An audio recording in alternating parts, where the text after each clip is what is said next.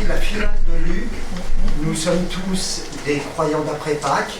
Hein, et donc, eh bien, qu'est-ce que c'est que cette expérience de la résurrection dont témoigne l'Évangile? Merci. Et puis ensuite, on s'est dit, bah, on démarre, on prend le chemin avec Jésus. Et donc, la deuxième étape, on a été, depuis les tentations, on a repéré comme, au fond, un récit un peu synthétique des tentations que Jésus a affrontées durant toute sa vie. Et puis ensuite, sa prédication à la synagogue de Nazareth, comme au fond, un peu, j'allais dire, le discours-programme de démarrage, et avec cette image assez étonnante que, au fond, Jésus prend quand il leur dit que cette parole, elle s'accomplit à vos oreilles, et il en prend deux images, une image d'Élie et la veuve de Sarepta, d'Élisée et de Naaman le Syrien. Donc il leur dit, au fond, que cet accomplissement, il n'est pas lié à la nationalité, à la foi juive, que c'est ouvert à tous. Et moyennant quoi, ça les rend furieux et trace son chemin au milieu. Ça, c'était notre deuxième rencontre, et on a poursuivi un petit peu avec aussi la femme au parfum, parfois intitulée la pécheresse, et ça, c'est l'étiquette que le pharisien lui colle, hein, parce qu'il l'apprend pour ce qui est probablement sa vie, puisqu'on dit qu'elle était connue dans la ville, mais en même temps, Jésus, à travers les gestes qu'elle lui prodigue, lui manifeste qu'au fond, elle peut être, elle aussi, accueillie. Et notamment en renversant, puisqu'il dit, au fond, on a le schéma, on confesse ses péchés, on est pardonné, et en fait, il montre que ce qui est premier, c'est le pardon, et que l'effet du pardon sur cette femme, c'est qu'elle manifeste de l'amour, et notamment de l'amour à Jésus. Nos lectures très puritaines sont scandalisées d'une femme au pied de Jésus. Il est allongé, puisque c'est la pratique des repas romains, il est allongé, et c'est à ses pieds qu'elle baigne les pieds avec du parfum. Et lui ne le prend pas du tout sur un volet érotique, mais simplement comme l'expression d'une affection. Ça, c'était notre deuxième rencontre. Et notre troisième, alors, la dernière fois. Oui, là, c'était la Ça, c'était déjà la femme. Voilà. Et ben voilà, je franchis les étapes. Oui, il y avait les paraboles. D'autres rencontres, La guérison de l'esclave. Ah oui, alors, eh bien, puisque j'ai trop parlé, pardon, la guérison de l'esclave du centurion. Racontez un peu, qu'est-ce qui vous a marqué de cette histoire? La foi du centurion vis-à-vis de Jésus, parce qu'il entendait des bruits, il n'a même pas osé aller le voir lui-même, il l'a fait dire par des autres. La foi, c'est incroyable. Oui. mais aussi les personnes qui sont relais. Oui, et plus spécialement dans cette histoire-là, parce que Oui. pour ceux qui ne connaissent peut-être pas bien cet épisode-là, qu'est-ce qu'il y a comme relais alors? D'abord, le centurion, il envoie des gens de chez lui rencontrer. D'abord, c'est des notables juifs. Oui, rencontrer des notables juifs. C'est ça, Oui. non. Et après, c'est des amis. Voilà. Donc, des notables juifs qui vont voir Jésus, qui lui disent « Cet homme mérite que tu fasses ce qu'il demande. » Et ce qu'il demande, c'est quoi? La guérison de son esclave. La guérison d'un esclave. C'est-à-dire un homme qui n'est pas payé, qui est en bas de l'échelle sociale, mais auquel ce centurion tient. Voilà. Et alors, Jésus se met en route avec les notables qui viennent avec lui, et en chemin, comme le disait Jean, il va leur dire « Je ne suis pas digne que tu viennes chez moi ». Et qu'est-ce qui se passe?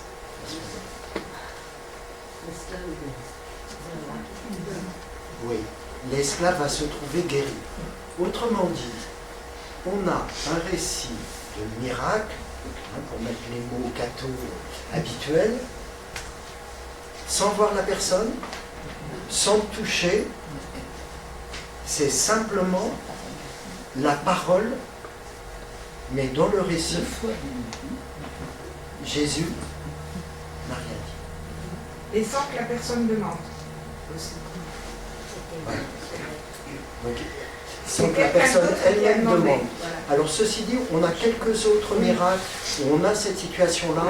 On a 4 hommes qui amènent un paralytique, par exemple, ou une foule apparemment qui demande une guérison d'aveugle ou de quelqu'un qui parle pas bien. Donc ça peut arriver.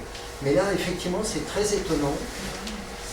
Et au fond, c'est le fait que cet homme a exprimé une demande, elle a été entendue, Jésus s'est mis en route, et lui, à ce moment-là, reformule en disant « Mais moi, je ne mérite pas, je ne suis pas digne d'eux. » Et donc, comme l'expriment Jean de façon ramassée, cet homme fait confiance à Jésus. Et au fond, c'est ça qui déclenche le chemin. Et donc, le miracle, il n'est pas un geste magique, une parole magique, il est cette ouverture envers le Seigneur et qui peut permettre effectivement que cet esclave soit guéri. Donc ça nous prend à contre-pied de nos images traditionnelles que le miracle, il est au fond, j'allais dire, un geste ou quelque chose, mais il est toujours dans une dimension relationnelle, même si cette relation, il y a des médiations. Bon. Il y avait des perdus trouvés. Oui. 3e et dernière série, c'était le chapitre 15 de l'évangile de Luc, brebis perdue, et le berger laisse 99 pour aller chercher celle qui était perdue.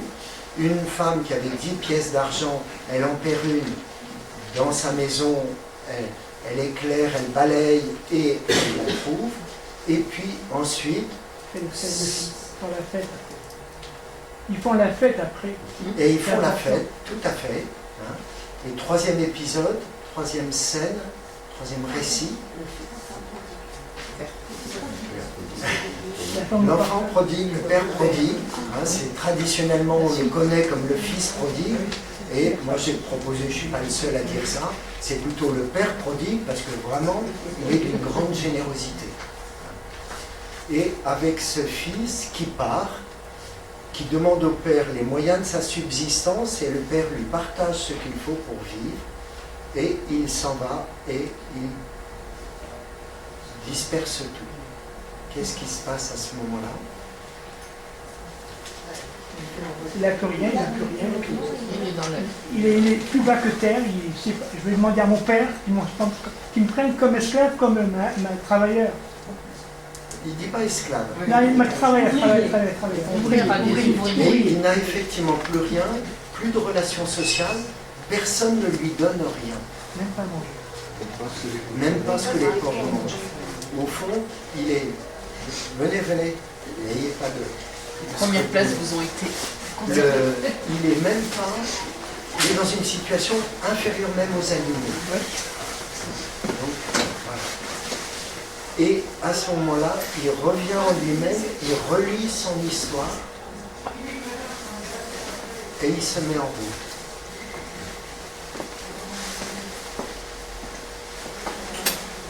Et alors? Le père l'attendait.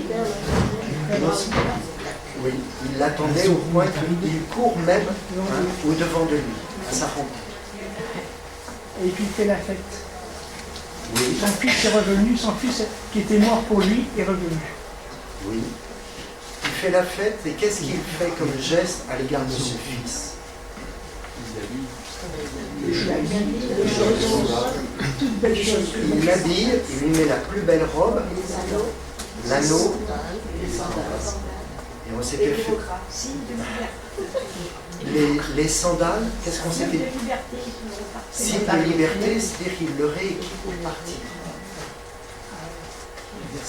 Non seulement il l'accueille, il lui redonne un statut de fils, avec y compris l'alliance, et il l'équipe pour pouvoir repartir. Donc c'est vraiment incroyable. Et après, Il y a le fils aîné. Le fils aîné. le fils aîné qui râle, en disant, mais enfin, il a tout dépensé avec des filles, ce que n'avait pas dit le texte avant, et tu l'accueilles. Et de fait, la réflexion du père, c'est ton frère, parce que le fils aîné a dit ton fils, là c'est ton frère, était mort, il a été trouvé vivant.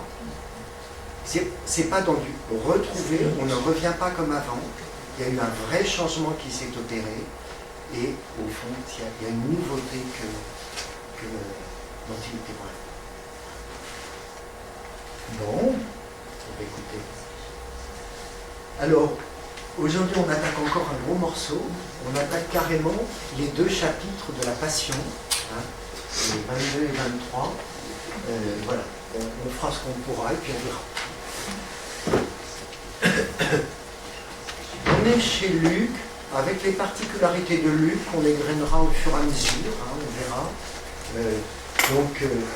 Comme on l'a fait précédemment, on lit une première fois le texte, enfin quelqu'un va nous le lire, et puis ensuite chacun réagit, sans réagir les uns sur les autres, simplement en disant tiens, moi j'accroche, ou je comprends pas, ou je bute sur cette phrase-là, et puis on essaie après de reprendre le fil. Qui veut nous prêter sa voix?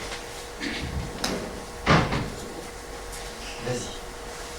Quand ce fut l'heure, il s'allongea à table, et les apôtres avec lui. Et il leur dit, j'ai désiré manger cette Pâque avec vous avant de souffrir. Car je vous le dis, jamais plus je ne la mangerai jusqu'à ce qu'elle se soit accomplie dans le royaume de Dieu. Ayant pris une coupe et ayant rendu grâce, il dit, prenez-la et partagez entre vous. Car je vous le dis, je ne boirai plus désormais du fruit de la vigne jusqu'à ce que le règne de Dieu vienne. Puis, ayant pris du pain et ayant rendu grâce, il le rompit et le leur donna en disant, ceci est mon corps donné pour vous. Faites cela en mémoire de moi. Et pour la coupe, il fit de même, après le repas, en disant, cette coupe est la nouvelle alliance en mon sang versé pour vous. Mais voici, la main de celui qui me livre se serre à cette table avec moi. Car le Fils de l'homme s'en va selon ce qui a été fixé. Mais hélas, pour cet homme par qui il est livré. Et ils se mirent à discuter entre eux qui pouvait être celui d'entre eux qui allait faire cela. Je propose de prendre le temps de relire. Hein. C'est la traduction de la Tobe au point de départ, et puis après j'ai corrigé en reprenant au plus près du grec, parce que souvent ça offre des mots qui sont qui donnent davantage à penser. C'est pour ça. J'ai mis ce cerf entre parenthèses parce que ça n'est pas dans le texte, mais pour la compréhension, c'est souvent le mot qui est rajouté.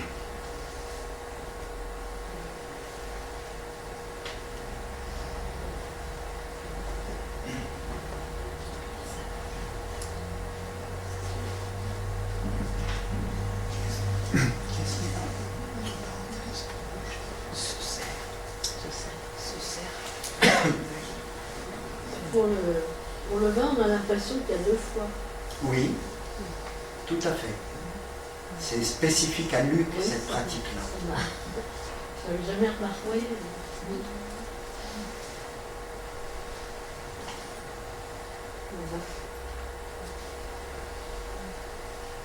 D'autres choses? On fait d'abord la récolte et puis on y reviendra après.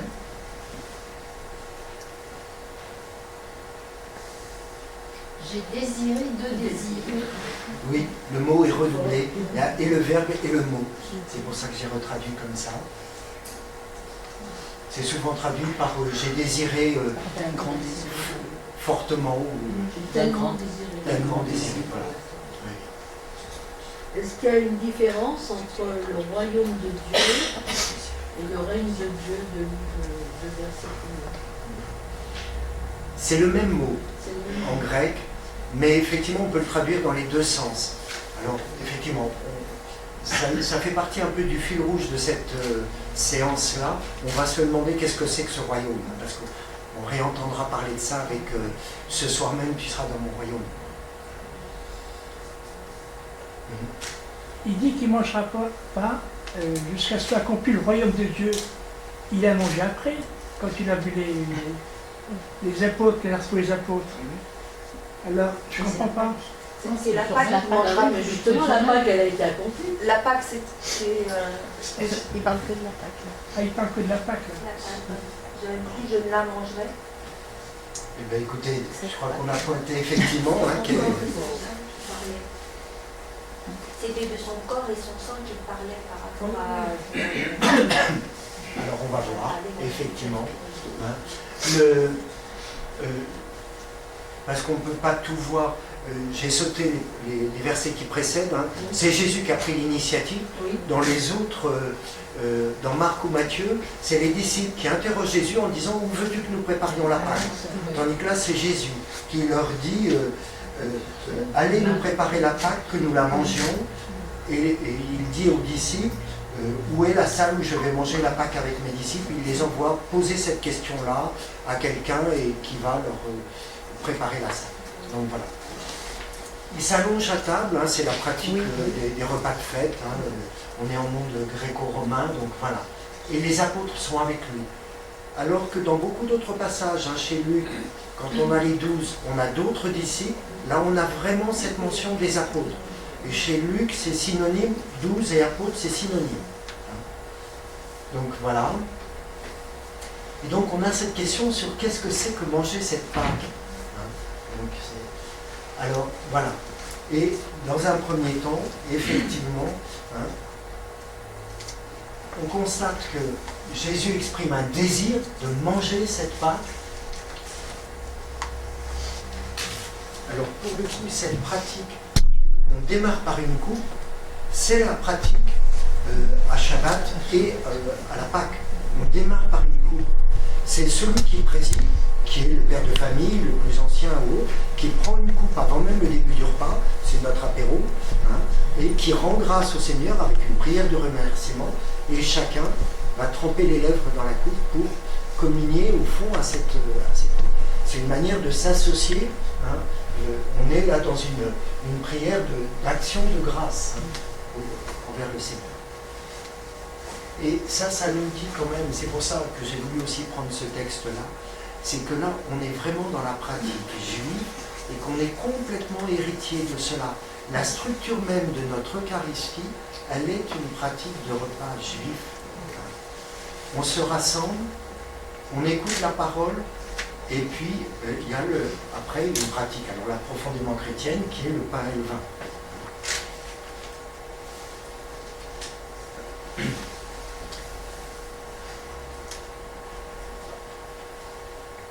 Ayant pris du pain, rendu grâce, pain rompu et donné. 4 verbes qui sont les 4 verbes techniques que l'on trouve dans tous les récits de la scène et que nous retrouvons dans nos pratiques aujourd'hui de l'Eucharistie.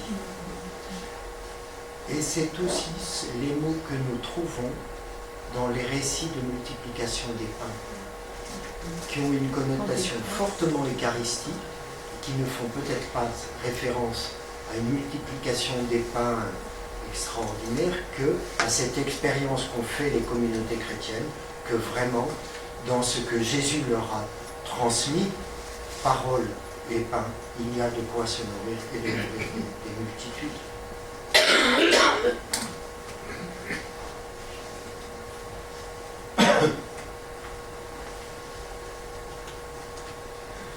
Jésus annonce « Je ne boirai plus désormais du fruit de la vigne jusqu'à ce que le règne de Dieu vienne. » Alors, ça a interrogé Jean, donc d'autres essayaient de répondre. Comment vous comprenez ça? Comment vous expliqueriez ça? Jean.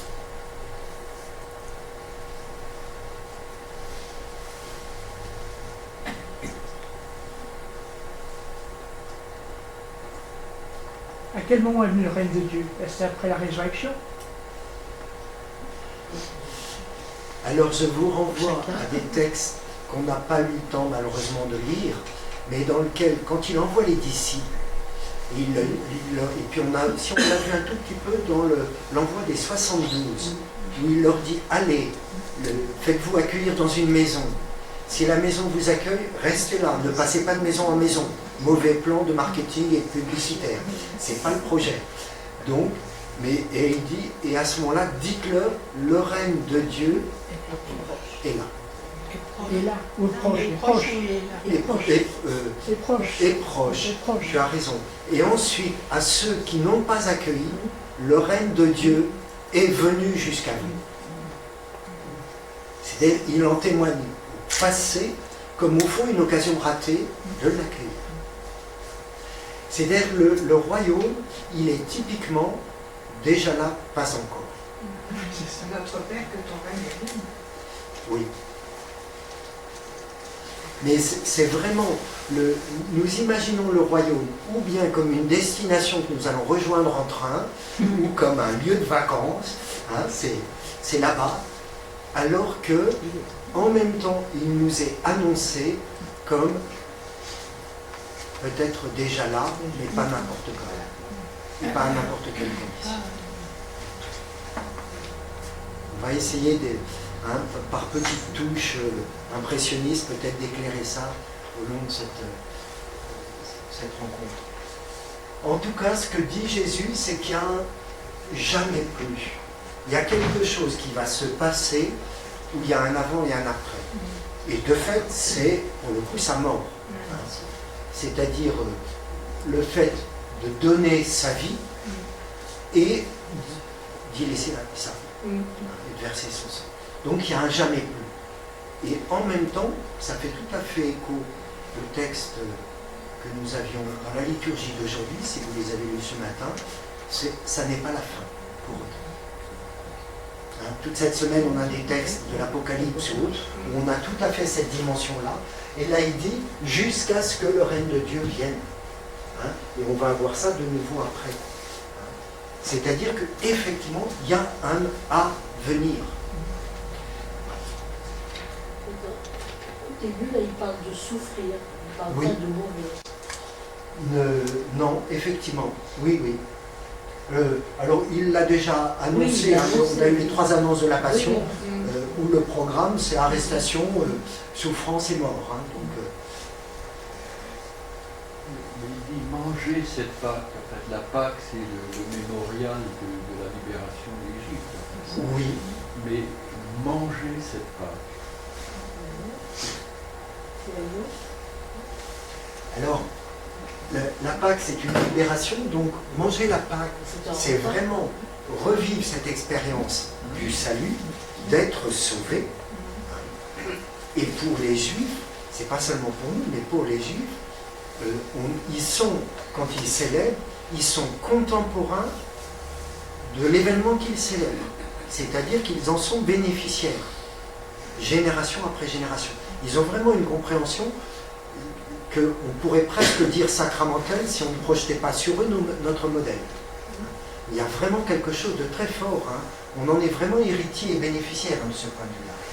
Mais après, tu insistes au fond sur qu'est-ce qu'on mange. À Pâques, qu'est-ce qu'on mange normalement? L'agneau. Là, il n'en est pas question. Le mot agneau n'est pas présent dans ce texte-là. Du tout. Par contre,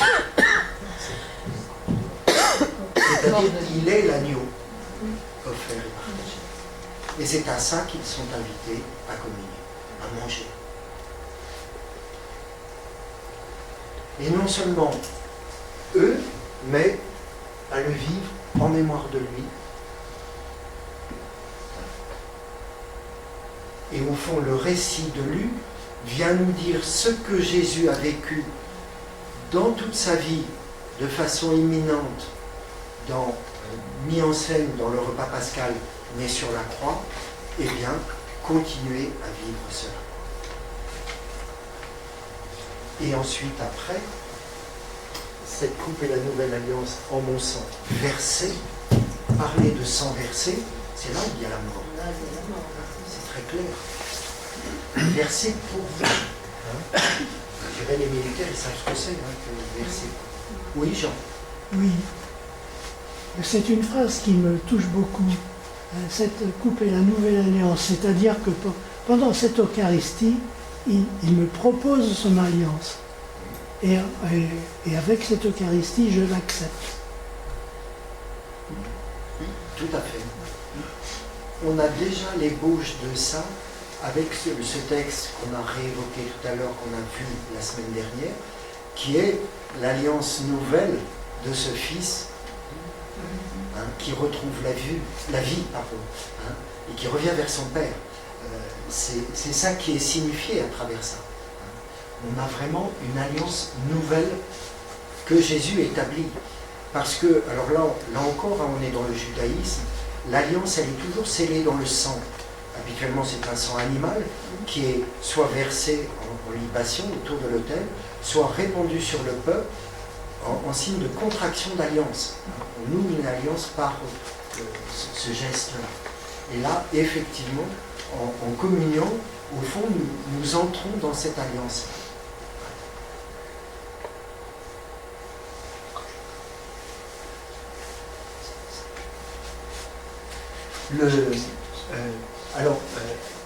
En même temps, quand on a cette histoire de manger dans le royaume, ça fait référence à un texte d'Isaïe, au chapitre 25, le verset 6. Celles d'entre vous qui sont dans les équipes funérailles, peut-être, c'est un des textes qui est proposé quand il est dit le Seigneur vous invitera à un repas et la mort disparaîtra. Eh bien, c'est ce texte-là qui est derrière. C'est-à-dire, et déjà dans Isaïe, on a déjà la mention des nations. C'est-à-dire, c'est pour tous. C'est pas uniquement pour Israël. Et c'est un festin que le Seigneur prépare pour tous les peuples, festin de viande grasse et de vin vieux.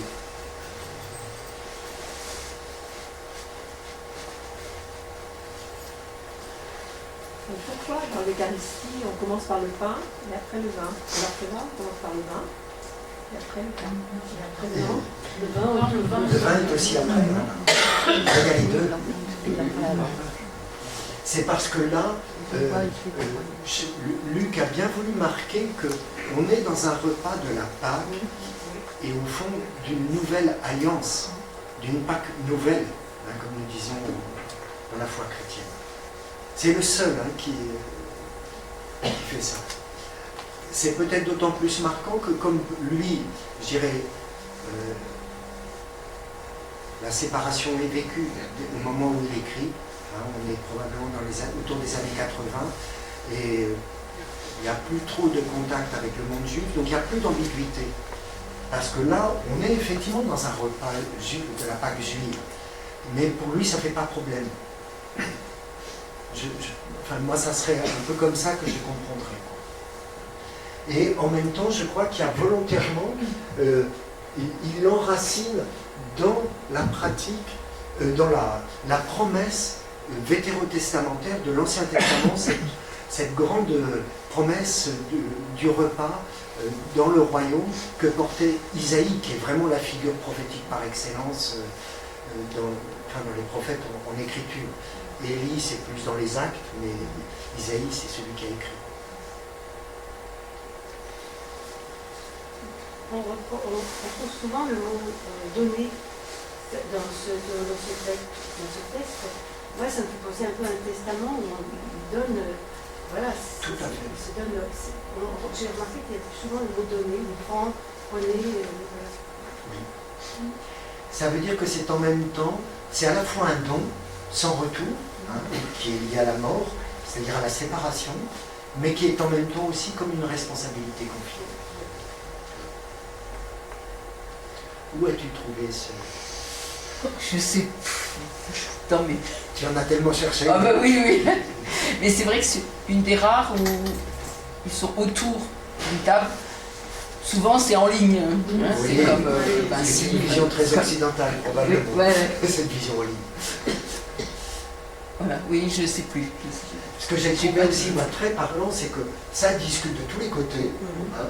Jésus, il est sur le côté, et au fond, hein, c'est... voilà.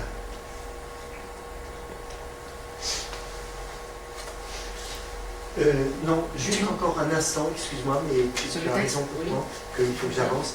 C'est, moi j'ai été frappé par cette phrase-là, c'est-à-dire que Jésus, pour autant, ne fait pas l'impasse sur le fait que c'est la mort et une mort qui lui est donnée. Enfin, je veux dire, il donne sa vie, mais en même temps qu'il a, je dirais, une responsabilité. C'est-à-dire, il fait faire la vérité, d'une certaine façon. Oui, donc tu réagissais. Oui, et il ne fait pas l'impasse non plus sur le fait qu'il y a alliance et trahison en même temps. Quoi. Enfin, oui. Ouais, ça c'est... Mais l'Évangile ne dit jamais trahir. Il dit livrer. Tout à fait.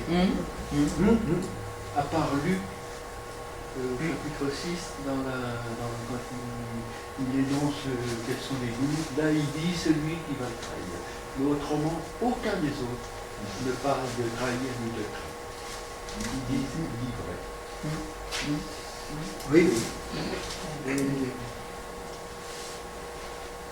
On a beaucoup entendu dire que Judas avait trahi. Non. Mais ce n'est pas le texte. Oui, tu as raison. Et pour faire le lien avec un autre texte qu'on avait vu qui était le texte des tentations, où à la fin des tentations, et le diable se retirera jusqu'au temps fixé, et ce geste de Judas, de le livrer, ça démarre par Satan entra en Judas.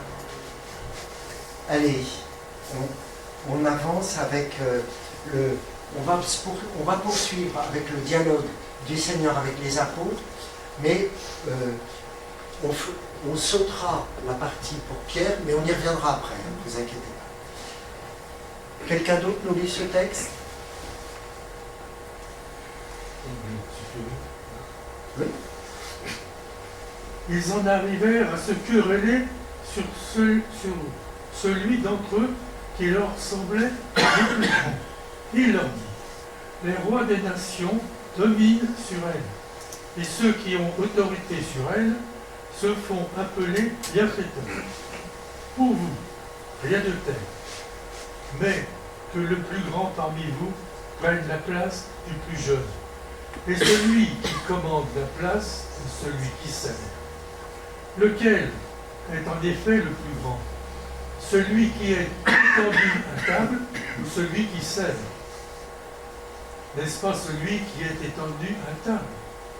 Or moi, je suis au milieu de vous comme celui qui sert.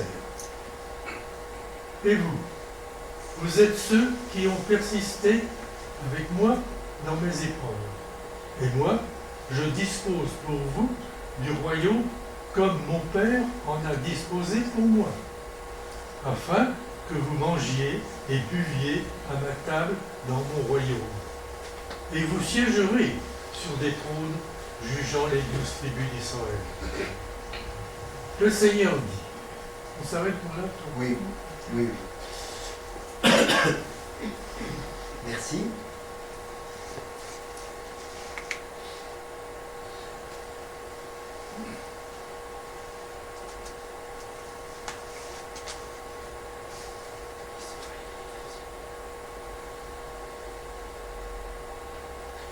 Chez Luc, on n'a pas ce questionnement présent chez Matthieu ou chez Marc, serait-ce moi Seigneur? Mais on a là la question de, au fond, qui va prendre le relais? Qui va être le leader du groupe?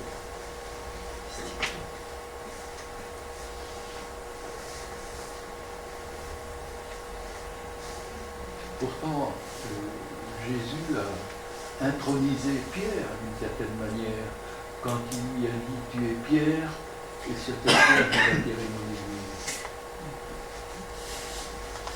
Alors, ça, c'est chez Matthieu, Marc. Vous me mettez le doigt sur mon ignorance et tout d'un coup, je ne sais plus dans Luc comment est la formulation, ou si on a exactement la même formulation ou pas.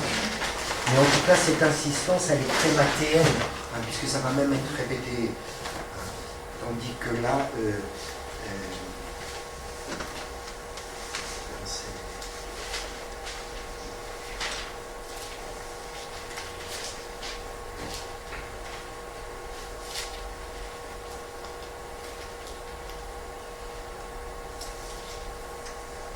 oui, non, on n'a pas ça chez Matthieu. Chez Luc, il me semble. Enfin, je vérifie en cherchant s'il y a des parallèles. C'est pas quand demande aux apôtres et alors, il y a la profession de foi de Pierre, oui, mais ça tout à fait.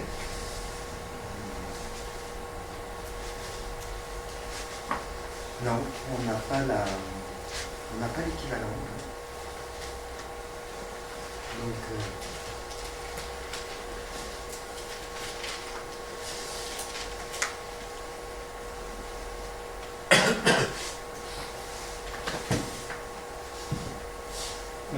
tu passes la suivante, s'il te plaît. On ne peut pas tout creuser. Ce que je vous propose simplement, c'est donc ce questionnement des disciples sur qui est le plus grand.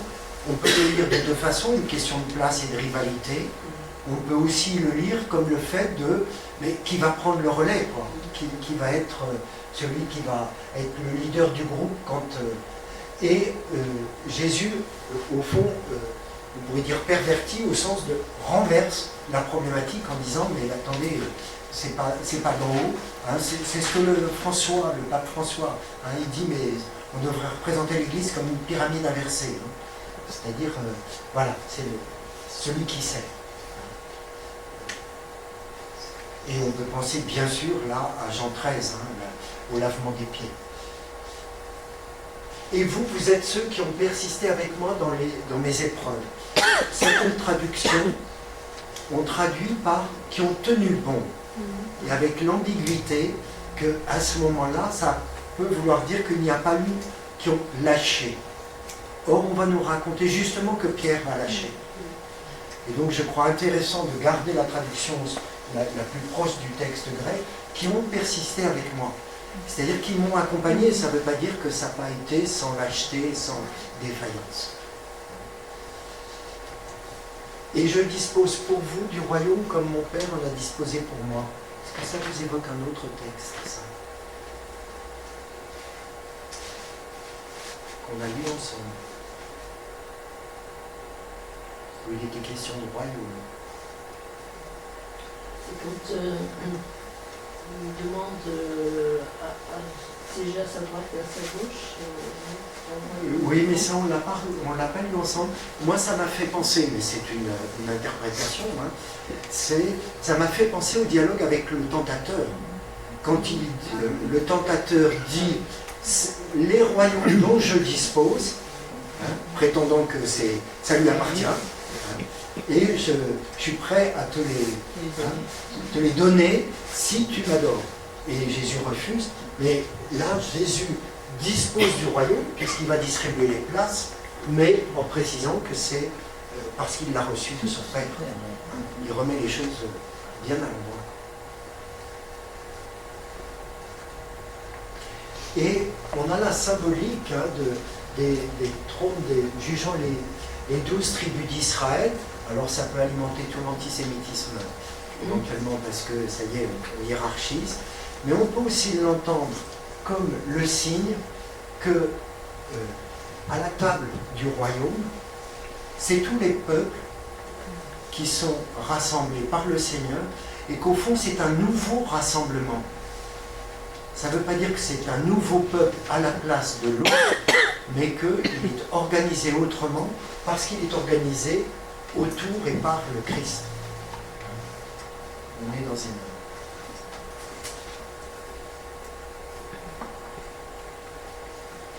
Je vous propose qu'on passe un tout petit peu plus loin. Alors, oui, Sylvie a eu la bonne idée de nous mettre cette peinture qui est avec le Christ dans l'avant des pieds. Jean ne mentionne pas l'Eucharistie, par contre, il mentionne le lavement des pieds, et vous ferez ceci En mémoire de moi.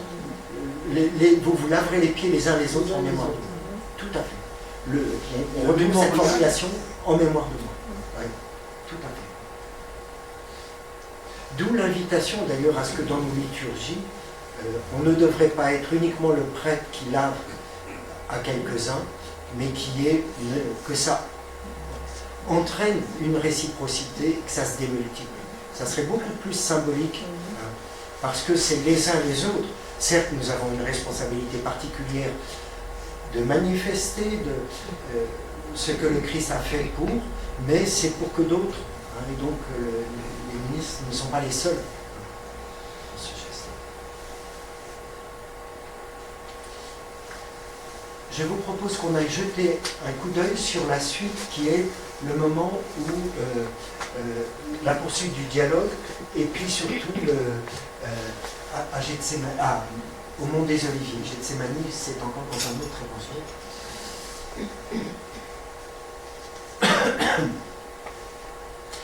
J'ai été accroché par cette formulation. C'est en travaillant que je suis tombé dessus et que j'y avais pas fait gaffe. Car je vous dis que la chose écrite doit être accomplie en moi, aussi il a été compté parmi les 100 lois. Et de fait, ce qui me concerne va être accompli. C'est un thème très présent chez Luc, le thème de l'accomplissement. Et si vous vous souvenez de notre première lecture ensemble, dans les disciples d'Emmaüs, redis plus fort. Il leur explique qu'il fallait que s'accomplissent les Écritures. Tout ce qui le concernait, reprenant dans les Écritures tout ce qui le concernait, depuis Moïse, les prophètes, etc. Et au fond, eh bien c'est exactement, on est dans... C'est cette compréhension que nous vivons en pratique chrétienne, particulièrement, oui, chrétienne, enfin catholique protestant, c'est on relie les Écritures à partir du Christ, c'est-à-dire à partir de la fin, et pour découvrir et comprendre comment, au fond, s'est accompli en lui tout ce qui a été écrit. Et notamment cette phrase qui vient, aussi il a été compté parmi les 100 lois, ça fait partie des chants du serviteur en Isaïe, c'est-à-dire, au fond, il a été parmi les pécheurs, les rejetés, les hors du peuple, quoi. Et nous qui pensions qu'il était rejeté par Dieu. C'est-à-dire, l'accomplissement, c'est le fait que Dieu va jusque-là, à nous aimer, jusque dans nos enfers, jusque dans nos bassesses et dans...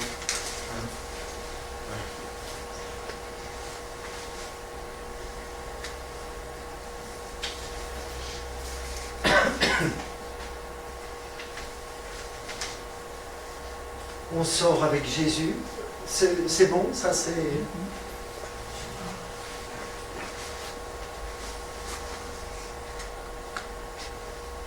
Je vous propose de sortir avec Jésus et d'aller au Mont des Oliviers, selon la coutume, donc leur pratique habituelle. La traduction littérale, c'est prier pour ne pas entrer en épreuve, non pas en tentation. La tentation, c'est lors d'une épreuve, c'est-à-dire c'est dans le double sens d'épreuve, qui est à la fois risqué et sûr de tomber, mais c'est aussi le métal qui est solidifié en étant passé au feu.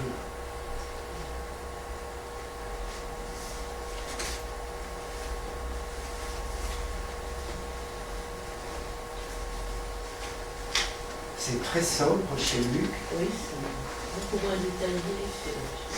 Mais par contre, il y a quelque chose que je crois est propre à Luc quand il dit « sa sueur devint comme des caillots de sang qui tombaient à terre ». Oui. Je me souviens que le pasteur Luc nous avait fait remarquer ça à la méditation d'un vendredi saint. Il n'était pas médecin, lui. C'est ce que 50% des auteurs, des lecteurs de la Bible disent ça. Oui. Mais c'est une réflexion un peu de médecin, ça. Oui, mais je pense, quoique, même si les médecins, Luc est profondément attaché aux significations, et à travers ça, ça veut dire que le sang versé, eh ben, c'en est une des illustrations. C'est pas seulement à la croix, mais c'est dans toute cette geste, hein, au sens de cette trajectoire de vie, cet engagement que Jésus prend. De confirmer par son choix, ma vie nulle ne la prend, c'est moi qui la donne. Il aurait pu fuir, il choisit de ne pas le faire. Je suis quand même étonné de voir cette phrase, Père, si tu veux écarter de moi cette coupe. Ils sont à une distance d'un jet de pierre, alors c'est quoi, 10 mètres, 20 mètres moi, à cette distance-là, j'entends rien.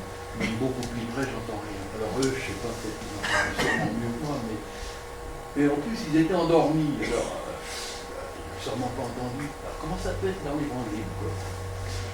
Eh bien, vous insistez. C'est une construction nue, quoi. Tout à fait, tout à fait. Vous insistez lourdement sur ce qui fait difficulté, parce qu'on n'est pas devant des récits biographiques, mais on est devant un récit théologique qui témoigne bien de l'expérience qu'ils ont fait. Luc, on ne s'est pas appesanti dessus, mais je voulais signaler au passage, on dit qu'il durcit sa face pour se mettre en route vers Jérusalem, qu'il est déterminé. Donc c'est ça. Jésus a vraiment choisi d'aller au-devant et d'affronter la mort. Il l'accepte. Et c'est ça que Luc nous retraduit d'une façon imagée, y compris là-dedans. La formulation est de Luc, mais la réalité, c'est l'expérience qu'ils ont fait dont ils témoignent les uns et les autres, même si c'est sous des formes de récits différents. C'est comme les tentations au désert, personne n'y a assisté. Tout à fait. C'est une synthèse c'est ce qu'on a vu, hein. C'est la question de l'autosuffisance, alimentaire mais pas seulement, c'est-à-dire ne rien recevoir du Père et le faire par moi-même, hein, notre tentation d'homme moderne, la tentation du pouvoir, et puis la tentation de l'instrumentalisation du religieux, que Dieu fasse ce que je veux, quoi. Et alors, pour terminer dans cet épisode-là, s'étant levé de la prière, étant venu vers les disciples, il les trouva endormis de tristesse. Il leur dit, quoi, vous dormez, vous étant levés, priez, afin de ne pas entrer en épreuve. Lever. C'est ce mot-là qui m'a... C'est le mot anastasis. Hein, c'est cette icône, hein, de l'anastasis quand Jésus qui est ressuscité, sorti du tombeau et qui prend par la main Adam et Ève. C'est ce verbe-là, se lever. Alors, comment comprendre s'étant levé de la prière? Avant, s'étant mis à genoux. Vous priez, c'était mis à genoux. Il était en agonie. Exact. Mais c'est pour... On priait debout. Avant, il demandait que la coupe lui soit écartée, et là, c'est peut-être qu'il, ça y est, il a accepté. C'est pour ça que C'est une nouvelle décision. Merci, continue. On a des passages où les prophètes, un des prophètes s'entend dire « Tiens-toi debout, j'ai à te parler ». Enfin, c'est se tenir debout, c'est l'acte de décision d'un homme libre. C'est le fils qui revient, hein, qui se lève et qui repart vers son père. Mais j'ai été aussi frappé par la formulation, c'est-à-dire, est-ce que au fond, il s'est levé dans la prière ou par la prière, qu'il l'a remis debout, qu'il l'a au fond ressuscité, hein, parce que c'est ça, hein, c'est ressuscité à la vie, il se retient, il se met debout. Et à ce moment-là, il revient vers ses disciples et il les fait se lever. C'est-à-dire que relevé, il est relevant de les disciples. On dit la gloire de Dieu, c'est l'homme de nous. Tout à fait. C'est du Saint-Irénée, le premier évêque de Lyon. Mais là, on ne cite pas toujours la suite du texte, mais la vie de l'homme, c'est de voir Dieu. Voir au sens contemplation, hein, au sens de se tenir sans cesse devant lui. Mais moi j'ai été très frappé par le fait que c'est le verbe de résurrection, donc il est ressuscité avant même de, j'allais dire, la résurrection c'est pas le troisième jour, c'est toute sa vie durant que Jésus est celui qui se remet debout et devant le Seigneur. Oui, Jean? Oui, alors, la prière a été efficace puisqu'il se relève. Et d'autre part, on voit bien la gentillesse de Luc. Ils sont endormis.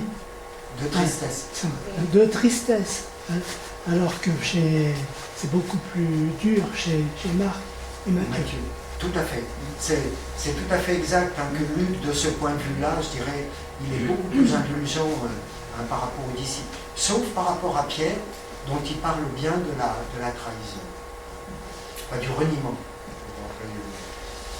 Oui, moi j'étais déjà par ce mot tristesse, là, parce que je sais pas, on peut être par la peur ou je sais pas, ça. Et puis, pourquoi il y a marqué d'un jet de pierre? Il s'est éloigné d'un jet de pierre. Bon, alors c'est une distance, mais c'est. Je veux dire, c'est comme ceux qui ont été lapidés, qui ont oui, arraché la pierre. En t'entendant, c'est à ça que ça me faisait penser, effectivement. Alors j'étais surprise de voir ça. Ouais. À creuser, j'essaierai de voir. Si, je vous propose d'avancer et de revenir justement à Simon. Hein? Oui, non, ça on passe. Donc, oui, on n'a pas lu le... Pardon, il faut que tu reviennes en arrière, excuse-moi, sur... avant, pour avoir le... Voilà. Si quelqu'un d'autre veut bien nous lire le dialogue de Jésus avec Pierre. Le Seigneur dit, Simon, Simon, le Satan vous a réclamé pour vous passer au crible comme le blé. Et moi, j'ai prié pour toi, afin que ta foi ne fasse pas défaut. Et toi, quand tu seras revenu, affermis tes frères. Pierre lui dit, Seigneur, avec toi, je suis prêt à aller même en prison, même à la mort. Jésus dit, je te dis, Pierre, le coq ne chantera pas aujourd'hui avant que tu n'aies par 3 fois nié me connaître.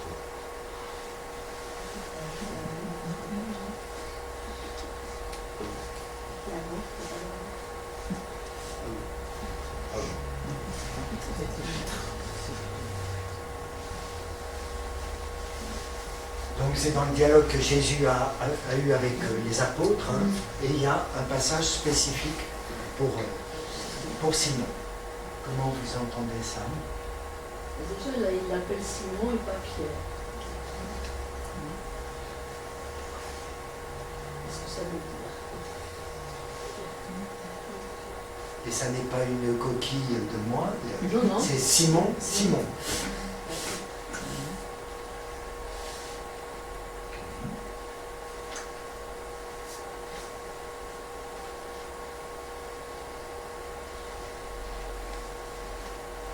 C'est le diviseur qui est là, qui vient le ramener dans sa position initiale avant qu'il devienne Pierre.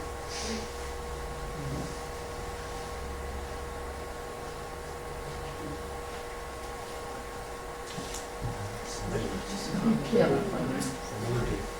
Dans la bouche même de Jésus.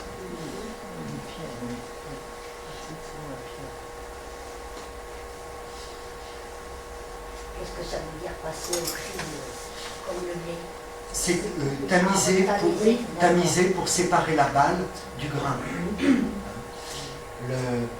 c'est vraiment l'image de, oui, pour séparer la graine hein, de la paille qui est bonne à brûler, quoi.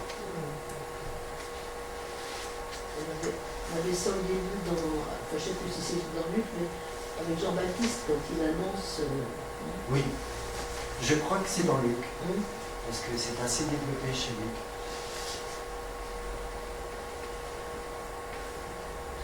C'est une interprétation que je vous propose. Simon, Simon, c'est comme un double appel. Oui, pardon. En fait, je pense que le nom Simon, c'est ce que j'avais entendu. Le prénom Simon signifie roseau. Roseau dans l'eau et qui passe, c'est fragile, le vent qui tourne est très fragile et c'est pour ça qu'on dit Pierre. Pierre, c'est du solide. Pour écrire l'espoir. Intéressant. Les graines de Ça veut roseau, pas, mais... les graines de roseau, Oui, oui. c'est fragile. Ça pousse dans l'eau. Oui, oui. Ça pousse dans l'eau et... Ce qui donne une souplesse et une capacité de tenir, quoi qu'il y ait. Moi, c'est ce double appel qui m'a interpellé et qui me faisait dire qu'au fond, à travers ça, c'est comme un deuxième appel pour Simon. Alors non plus sous la forme justement de Matthieu, de tuer Pierre sur cette pierre, je bâtirai mon église, mais sous une autre forme qui est de affermir tes frères. C'est-à-dire, il y a bien une responsabilité de signifier à Simon, mais sur quoi elle s'appuie? Sur la prière de Jésus.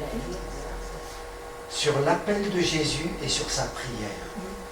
Je trouve ça assez incroyable qu'en fait, il y a bien une responsabilité particulière, mais elle est enracinée sur voilà, ce double appel du Seigneur, et puis j'ai prié pour toi.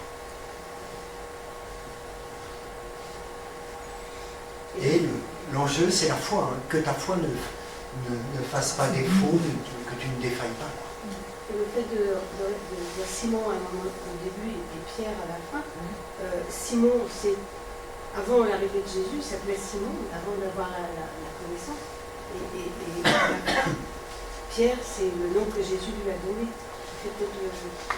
Alors, on n'a pas ce changement de prénom dans Luc, raconté dans Luc. C'est dans Jean qu'on a ça. Mais on a une fois Simon appelé aussi Pierre. Oui, Simon Pierre. Voilà. On va revenir sur... Là, quelque part, et qui lui permet de surmonter ce qu'il va vivre, parce qu'il a dit, et toi, quand tu seras revenu, déjà, il l'a annoncé. Non seulement il a dit, j'ai prié pour toi, hein, mais en fait, là, il affirme ce qu'il va affirmer. Eh bien, merci pour la transition.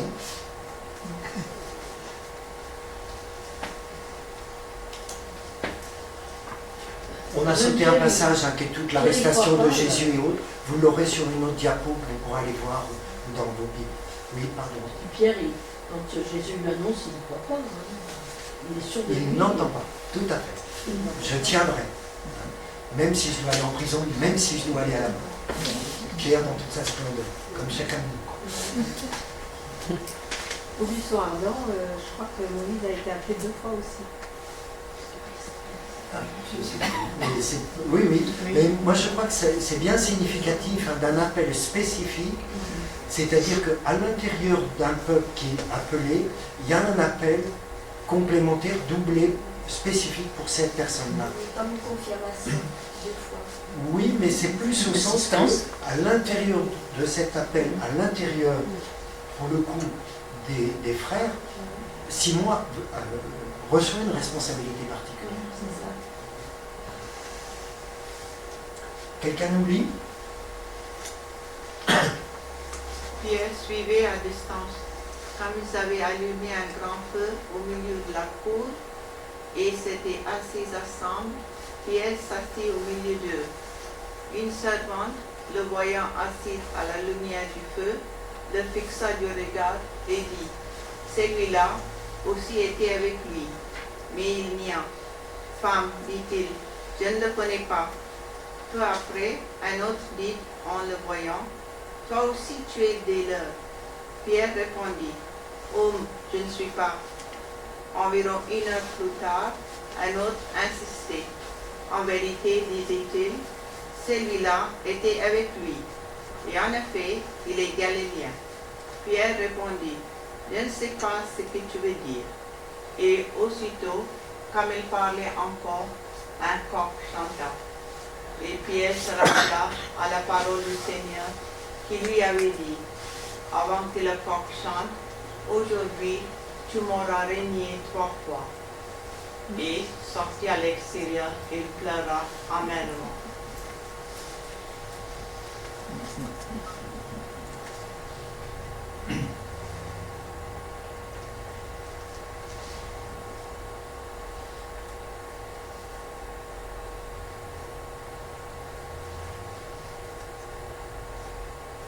Qu'est-ce qui conduit Pierre à se rappeler la parole du Seigneur? Le coq, ça, le chant. De Jésus, le coq.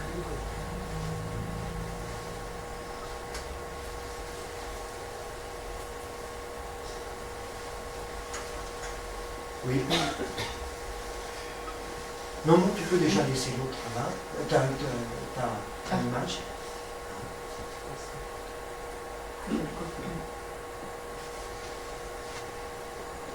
C'est très étonnant, ce coq. Et vous verrez sur une autre des représentations que Sylvie a sélectionnées, on verra que sur une des pièces du Vatican aujourd'hui, vous avez François qui reprend cette image-là. Oui. Dans les représentations de Pierre, les plus fréquentes, c'est avec les clés, puisque il y a un passage où Jésus lui confie les clés. Bon, mais ça c'est un signe noble, on va dire. Mais il y a des représentations qui rappellent ce coq. Et j'ai été très étonnée, effectivement, cette pièce, c'est une pièce de 20 € de la Cité du Vatican qui est parue en 2024. Et sur une face, on voit le coq, et de l'autre côté, on voit la tiare, les clés, etc. Et tout. Voilà, je trouve que c'est un beau signe d'humilité.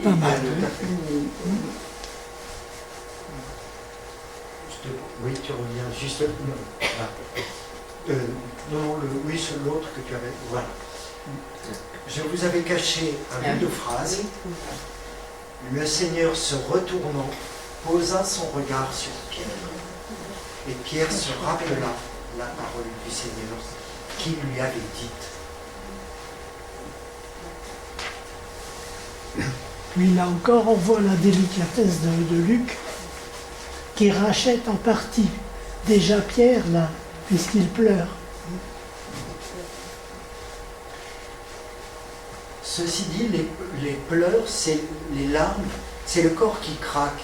C'est-à-dire, c'est le masque, le côté présentable de nous-mêmes qui craque. Et je crois que là, à travers ça, effectivement, c'est que tout d'un coup, Pierre découvre que le Seigneur a dit vrai. Mais c'est pas de lui-même. C'est le regard de Jésus sur Pierre. Là encore, on est dans un récit profondément théologique. C'est-à-dire que, est-ce que ça s'est passé comme ça? On n'en sait rien. Mais en tout cas, ça nous dit bien que Pierre, dans ce qu'il a entendu et vu du Christ, il y a ce regard de Jésus qui ose porter le regard sur le pécheur, la pécheresse. On a vu ça avec la femme au parfum, par exemple, etc. Et c'est ce que nous chantons, laisse-toi regarder par le Christ, car il t'aime. Au fond, c'est ça. Est-ce qu'il y a d'autres évangélistes qui parlent de le Seigneur pose à son regard sur Pierre? Matthieu, non? Absolument. Non, dans les autres, on n'a pas l'impression que Jésus et Pierre sont dans un même lieu ensemble. On a l'impression que Jésus est d'un côté affronté les célébrants et tout ça, et puis Pierre Oui, dans la cour avec le feu. D'ailleurs, c'est Jean qui dit qu'il avait fait entrer Pierre un peu parce qu'il avait ses entrées, quoi. Oui, oui, oui. Mais je crois que derrière ça, je me permets un petit dégagement au-delà de la Bible. Hein. Le Concile Vatican II a rénové le sacrement de la réconciliation. De quelle façon? Qu'est-ce qu'il a introduit comme élément neuf par rapport à la pratique de l'époque? L'amour. Tu mets un mot général. Oui, amour. Prenons des choses très concrètes. Par rapport à les plus anciens, les plus anciennes, là, qu'est-ce que vous faisiez avant? Des listes. Oui. Des listes. Oui, les saints. Les saints. La confession des péchés. Et on parlait de la confession. Allez, elle confesse. Maintenant, c'est la C'est la parole. Et là, c'est la réconciliation. Bien, La réconciliation. Et qu'est-ce qu'on a mis à l'intérieur de ce sacrement-là?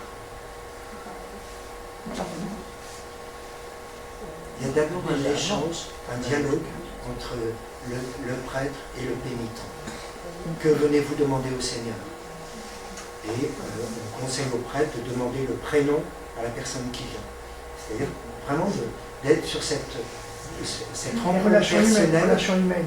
Oui, et qui est, nous avons reçu un prénom à notre baptême, appelé par notre nom, par Dieu. Et ensuite, c'est d'écouter la parole de Dieu. Même si on fait dans une formule rapide, en pèlerinage ou autre, on prend juste une phrase biblique ou autre, mais c'est vraiment qu'il y ait place pour la parole de Dieu. Comme dans tous les sacrements, y compris pour l'extrême-onction, l'onction des malades en situation d'urgence, une phrase qui arrive. C'est d'abord accueillir la parole que Dieu nous a adressée. Et ensuite, c'est confesser l'amour de Dieu, confesser notre péché. La confession du péché est une réponse à la confession de l'amour de Dieu. Et ça, c'est Vatican II qui a remis ça en place. C'est traditionnel, hein, c'est pas une innovation extraordinaire, mais on retrouve vraiment, j'allais dire, la sève et le dynamique de la réconciliation que l'on avait perdu par des formations successives. Et c'est exactement ça qu'on entend chez lui. C'est pour ça que je trouve que ça valait la peine de... Ce qui fait que le double appel « affermis tes frères », il s'appuie sur quoi? Non pas comme l'a dit Pierre, moi je tiendrai, je serai fort, je ne craquerai pas, mais il s'appuie sur l'expérience de la miséricorde du Seigneur. De sa faiblesse et de sa miséricorde. Exactement. Il est un pécheur pardonné. C'est un pardon, c'est-à-dire c'est un don qui est renouvelé par-delà la rupture de la relation. Par-delà. C'est pour cela que Jésus s'il lui a donné la clé pour dire n'oublie pas que d'abord c'est toi qui m'avais renié et je t'ai pardonné, et l'amour, la miséricorde. Aujourd'hui l'Église accueille les pécheurs, pardonne aux pécheurs. N'oublie pas que tu as été comme lui. Tout à fait. Et ceux qui ont... Moi, ce qui me touche, c'est quand tu seras revenu, affermis tes frères. C'est-à-dire ceux qui ont la charge d'affermir sont d'abord des pécheurs pardonnés. Ah, tout à fait. Tout à fait. Oui, oui. On est invités, nous aussi, à vivre la réconciliation.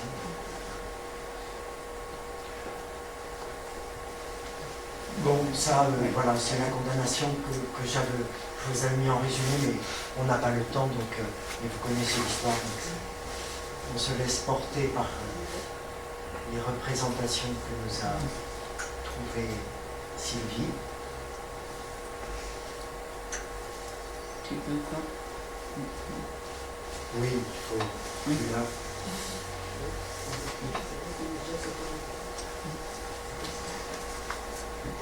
Arrivés au lieu dit le crâne, ils y crucifièrent, ainsi que les malfaiteurs, l'un à droite ou l'autre à gauche. Jésus disait, Père, pardonne-leur, car ils ne savent pas ce qu'ils font. Et pour partager ses vêtements, et partageant ses vêtements, il les tirait en sort. Le peuple se tenait là à regarder. Les chefs aussi le tournaient en dérision. Ils disaient, il en a sauvé d'autres, qu'il se sauve lui-même, s'il est le Christ, l'élu. Les soldats aussi se moquèrent de lui. S'approchant pour lui présenter du vinaigre, lui dirent, si tu es le roi des Juifs, sauve-toi toi-même. Il y avait aussi une inscription au-dessus de lui, celui-ci, le roi des Juifs. L'un des malfaiteurs crucifié, blasphémait, lui disant, n'es-tu pas le Christ? Sauve-toi toi-même et nous aussi.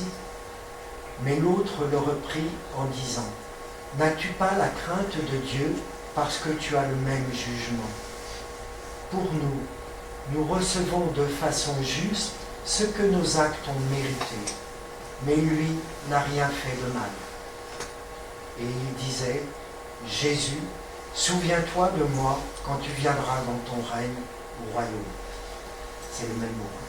Il lui répondit, en vérité, je te le dis, aujourd'hui, tu seras avec moi dans le paradis.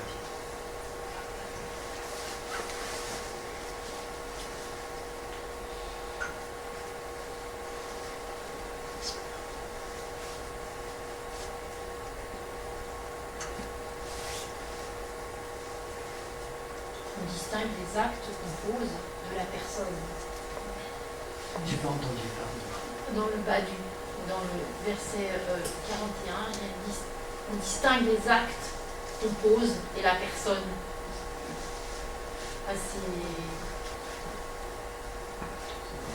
Nos actes, effectivement,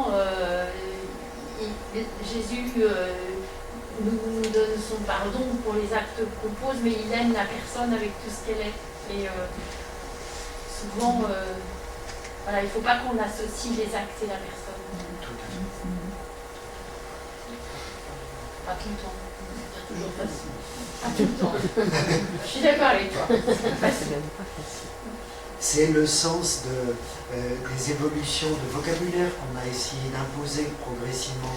On parle de personnes en situation de handicap et non pas d'handicapés, parce qu'on le résume à ça.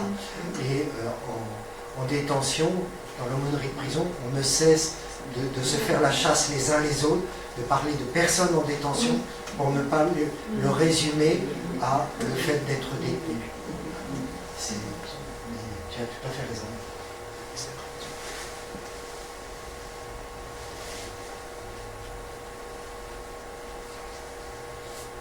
C'est plein de défis, c'est que des défis. En fait, c'est du défi ce texte. Il y a un défi en haut, il en a sauvé d'autres, qu'il se sauve lui-même. En bas, n'es-tu pas le Christ, sauve-toi toi-même. Il défie un peu le Christ, de montrer sa puissance. Là, c'est l'ordre du défi. Là, c'est écoute, si tu peux nous tirer de là, on se casse. Hein. Sauve-toi, mais nous aussi, nous sommes pas. Mais oui. Mais là, pour le coup, on retrouve la parole perfide du tentateur, du diable, hein, quand il lui dit si tu es le Fils de Dieu, eh ben, fais ceci, fais cela.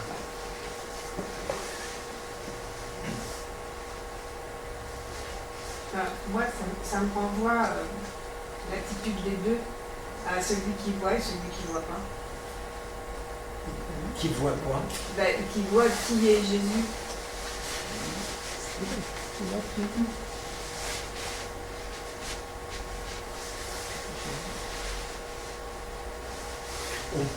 On peut développer un petit peu ça, c'est-à-dire il y a à la fois l'un qui a confiance en lui et l'autre qui ne voit en lui éventuellement que celui qui a su en tirer d'autres, hein, donc ses pouvoirs, et l'autre c'est en même temps il voit pas seulement qui est Jésus, mais aussi lui. Ce qu'il a fait. Exactement. Il y a un regard en vérité sur lui. Voilà. Les comptes sont bons. Hein. On a le même jugement et voilà, c'est juste. Mais il fait confiance que Jésus a témoigné d'une autre justice celle de Dieu, quoi.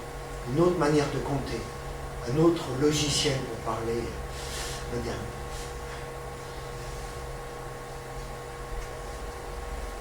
Et on peut entendre cette parole, souviens-toi de moi, comme quand tu viendras dans ton règne, royaume, comme une supplique, oui, et en même temps un acte de foi. Quand tu viendras dans ton règne, dans ton royaume, c'est un acte de foi.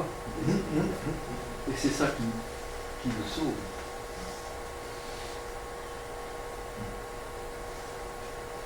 Et Jésus affirme que c'est aujourd'hui puisqu'il le sauve.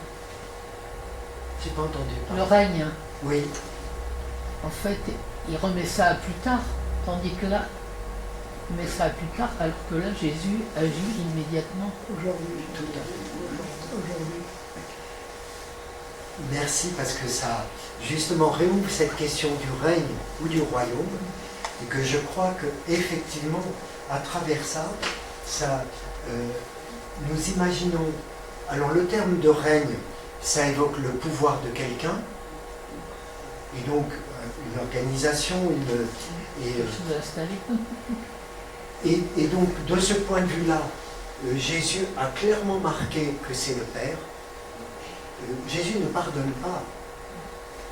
Il demande au Père de pardonner. Dans les récits de miracles ou les dialogues qu'il a, il dit « tes péchés sont pardonnés ». Il ne dit pas « je te pardonne ». C'est-à-dire, sans arrêt, il renvoie, il est le témoin de la miséricorde du Père. Et en plus de ça, là, il est en train, lui, de souffrir. Et est-ce qu'on peut, au moment même où on est dans la souffrance et dans l'épreuve, pardonner? Il y a aussi ce temps. Hein. Mais il s'en remet au Père pour ça. C'est vrai que nous, on a tendance à dire je te pardonne, je te pardonne pas, mais bon, s'attribuer à nous-mêmes ou de dire parfois c'est pas possible de pardonner, mais c'est ce que Jésus a dit. Nul ne le peut, seul le Père. Oui, oui. Il serait plus juste et plus chrétien, comme tu le fais remarquer, effectivement, de dire tu es pardonné. Pardonné. Qui est une manière de dire je ne t'en tiens pas rigueur, hein, et la relation est reprise. Et puis, de fait, hein, et en tout cas l'Église a, de ce côté-là, je dirais, vraiment un mea culpa à faire et des changements de vocabulaire et de pratique par rapport aux abus, parce que ça n'est pas l'Église qui peut dire il faut pardonner. Ça ne nous appartient pas. Seule la victime peut le faire et c'est de s'en remettre au Seigneur. Mais quand même une attitude personnelle à avoir. Ah mais ça c'est pour nous-mêmes. Hein, voilà. Mais nous. Oui, mais quand même, quand elle dit je te pardonne, il y a quand même aussi une attitude d'ouverture du cœur à avoir. Oui. Qui rejoint le pardon de Dieu. Ouais, je sais pas. Non. C'est-à-dire que moi je suis un peu sensible dans des histoires notamment qui ont été quand même très lourdes pour des personnes ou autres. Il faut du temps. Ouais. Et il faut du temps et parfois on découvre en soi que oui j'ai dit que je te pardonnais mais en fait j'ai pas encore fini de pardonner sur ce point-là ou ça. Et c'est dans ce sens-là que je trouvais intéressant de relever qu'il y a ces deux volets-là. Et puis je trouve aussi que c'est confortable. Ça est bien d'essayer de rester dans la ligne de ce qu'on est invité à vivre. C'est quand on n'arrive pas facilement. Et bien en fait, voilà, on rejoint la parole du Christ. Tout à fait. Tu es pardonné, c'est-à-dire le Seigneur t'en tient par rigueur et moi j'essaye de faire aussi.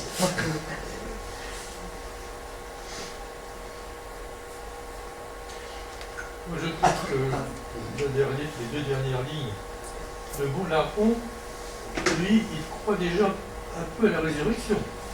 Voilà. Puisqu'il lui dit, quand tu viendras, je serai content d'être dans ton royaume.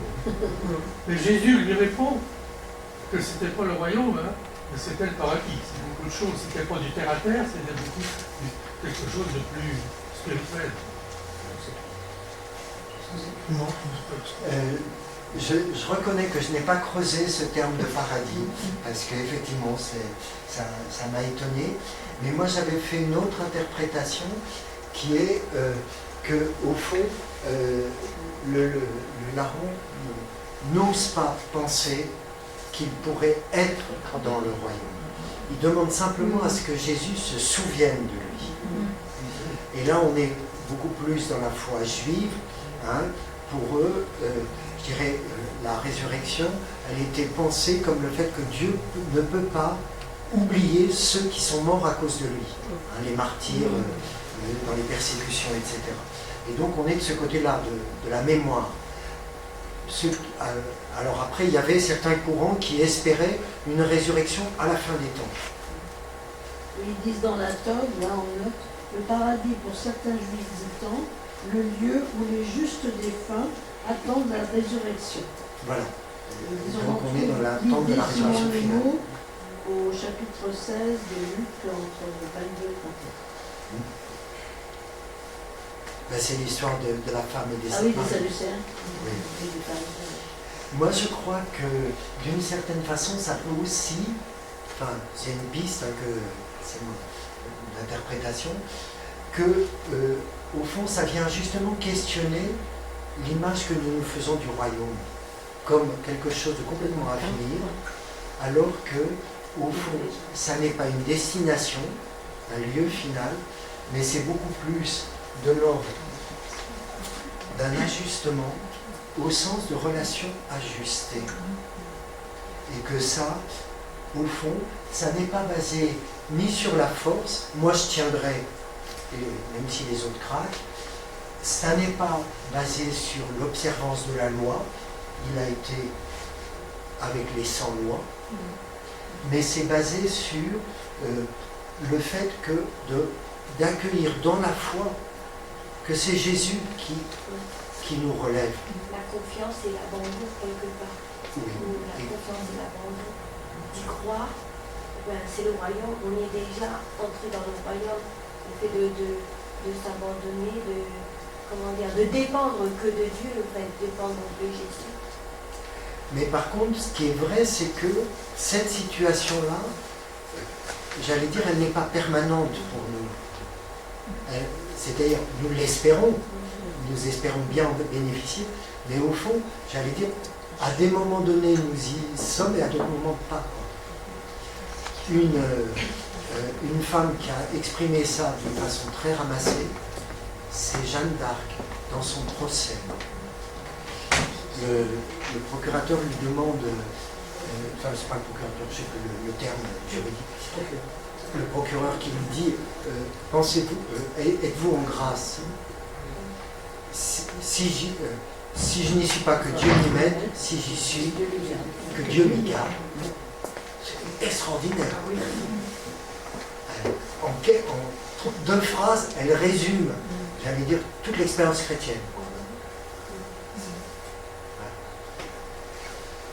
Déjà là et pas encore. Exactement. Oui. Et que ça n'est pas par sa propre force, mais que c'est Dieu. Voilà, nous sommes au chemin de foi. Et la résurrection, c'est pas la réalisation finale, mais que c'est déjà aujourd'hui que, à des moments donnés, nous faisons cette expérience d'être relevés. C'est l'état de mort et de résurrection finalement. Oui, moi je crois. Moi aussi. Cet épisode, il n'y a que Luc qui le... Ah, tout à fait. Oui. Et ça, c'est au fond tout le témoignage de Jésus. Il est venu apporter le salut pour les pécheurs. Alors ça, c'est pas propre à Luc, mais enfin Luc le met en scène d'une façon toute particulière. Ça avait quand même dû marquer des gens pour que, au cours de son enquête politique qu'il a faite pour écrire son évangile, il a dû trouver ce témoignage, il ne l'a pas inventé. Ou en tout cas, qu'il met en scène, oui, il met en scène sous cette forme-là, parce qu'on a là quand même un concentré fabuleux du témoignage que le Christ a apporté du pardon pour les pécheurs. Il y a aussi l'œuvre de l'Esprit Saint aussi. Il a été inspiré par l'Esprit Saint. Ah ben, Aussi. c'est ce que nous... C'est l'Esprit Saint l'œuvre. Mais c'est pas un bonhomme, hein. Il y a certes un porte-plume, mais c'est une communauté qui témoigne de ça. C'est-à-dire c'est l'expérience qui a été faite, et l'Esprit, il est aussi en nous quand nous lisons ces textes-là. C'est pas simplement le texte qui est inspiré, c'est nous aussi, lecteurs, lisants.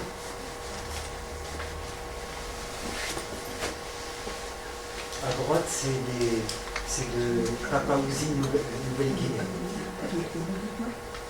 Et l'autre... Pareil, je sais pas. Parce qu'il n'y a pas toujours... On constate que les autres, ils n'ont pas les mains clouées. Non, pas. Oui, ah, ça, ça pas où. Oui. Il y a l'autre là. Apparemment, il y a pas. Il s'en va. Ils n'ont pas la main Oui, c'est la représentation de Dali.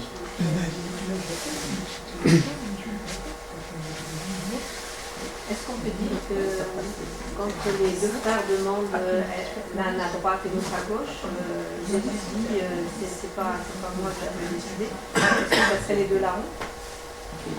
Oh ben non. Non, je ne crois pas qu'il y ait eu cette interprétation-là qui soit Parce que faite. les deux frères, c'est Jacques et Jean. Parce que pour le coup, justement, quand Jésus répond, il proteste en disant de toute façon, à droite ou à gauche, ça ne m'appartient pas. Alors que là, Luc nous dit l'inverse. Puisqu'il a dit... non, on est là devant des traditions différentes. Tout n'est pas complètement homogène. Eh bien, écoutez... Voilà. Ah, mais attends, il faut ça. Oui, ah oui. Ça, c'est l'école privée s'inspire du côté de Saint-Péret, Saint-Pierre. Voilà. Et vous avez malheureusement la prise de vue n'est pas sensationnelle, mais en fait, c'est une anasthasie. C'est Jésus qui sort Adam et Ève des tombeaux. Voilà. Et on a un Christ qui est un Christ, au fond, très oriental. Dans le Christ en Orient, voilà. En gloire. C'est pas du tout une représentation du 15e, 16e siècle, d'un Christ douloureux, etc.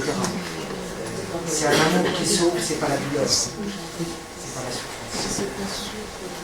Je vous propose pour la prochaine fois, donc on abordera le chapitre 1 et 2, ce qu'on appelle les évangiles de l'enfance. Et donc, voilà.